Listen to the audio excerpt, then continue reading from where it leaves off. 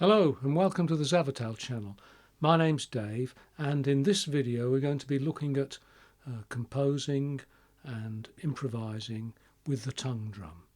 Okay, now I've got my hat on today because it's been a bit chilly down in southern England lately, but it's nice and warm in the studio here, but I just need to keep my brain warm so I can think about what I'm doing.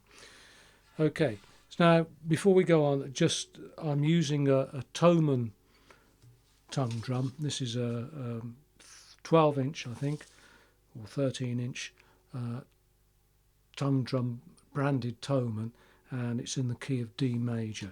Now you may have different drums in G minor or pentatonic drum or different keys, but everything we talk about will apply to all these types of drums. Okay, so composing and improvising. A lot of people think they can't do these things, even if they haven't been playing very long and have a limited technique. But when we think about it, we all do it. We all improvise, certainly, in our language every day.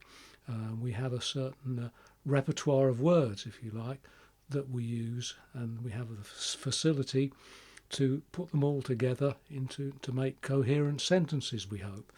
So it's the same with the tongue drum. We need to be able to play perhaps a scale,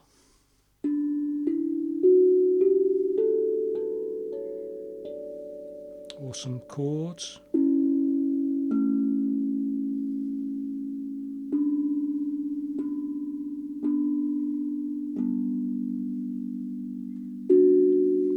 Okay, even if you play them badly like I just did, hopefully we can all do something like that in a very simple way, and therefore we can use that facility to actually improvise and compose. Now there are some links in the description for various topics we cover today here, so check those out, and please subscribe if you don't already. Please subscribe and like. It does help to keep the channel going. It keeps our enthusiasm for making these videos there. Okay, so now we'll go over to the head down camera. I don't know what you'd call it. Overhead camera, that's the word, and we'll have a look at some specific ideas to get you composing and improvising. Okay, let's look at a straightforward way to get started with improvising and composing. So first of all, we need a theme or a motive that gets us going. Okay, so what I'm going to do is look at a scale and just use the first four notes of a scale. Okay, now that's pretty boring really, but we can change it. We can make it more interesting by changing the rhythm of it, or possibly. Okay, now we can also turn the phrase upside down and start with the 4 and go 4, 3, 2, 1.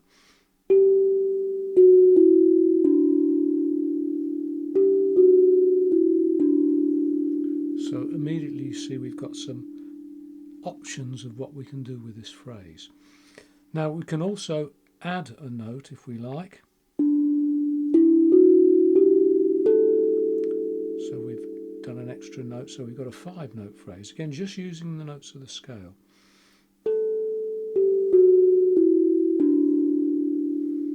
Okay, now the interesting thing about doing this is that, say we use just the first 4 notes again, you could improvise, just bing bang bong these 4 notes in whatever order you like until something comes up that you like.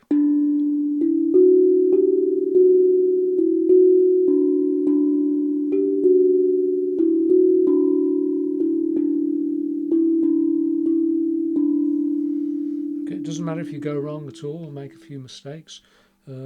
You can just play around and get used to something. We could use the 5 notes as well.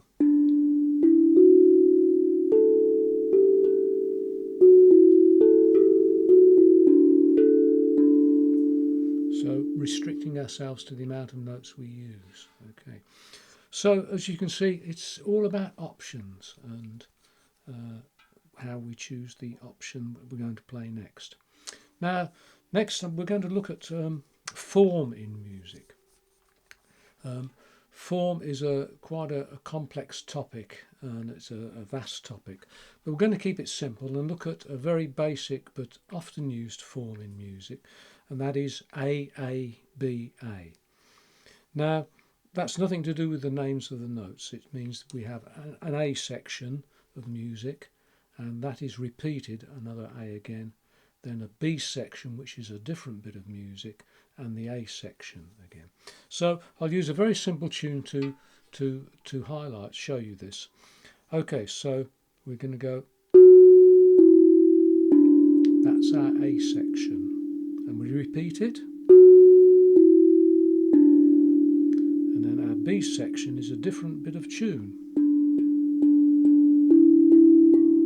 Then we go back to the A section. So I'll play that again for you without any breaks so that you hear the whole tune. So the A section, A again, B, A, and this gives us the A-A-B-A form. Okay, you can make your motif or original idea much longer and do that again. Often we'll play the first section A, and the second A section we'll just do a slight variation of it, something like this.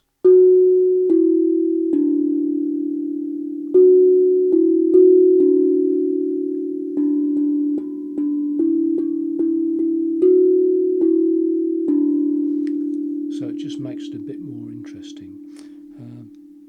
These sort of tunes, and all the tunes that you sort of play, we are trying to really sort out, let me think, to create some tension, and then we release the tension.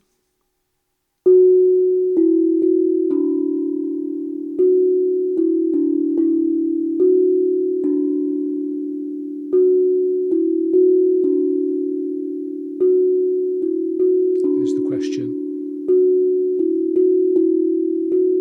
Answer if you like. That's perhaps not a great example, but I think you see what I mean. Creating questions in your phrases and then giving an answer. Creating tension and releasing the tension. Now finally, I want to look at the pentatonic scale. Now if you have a pentatonic tongue drum, it's fairly straightforward. You can just start away straight away and get some interesting tunes going. If you've got a major drum like this one, we need to reduce it down to 5 notes, which is as the pentatonic name suggests. So this has 7 notes, and then we're back to 1 again. So we go 1, 2, 3, 4, 5, 6, 7, back to 1. Now to get a pentatonic scale we need to leave a couple of notes out, and in the major scale, which this drum is, we leave out the note 4 and 7, the number 4 and 7, and we get this sort of sound.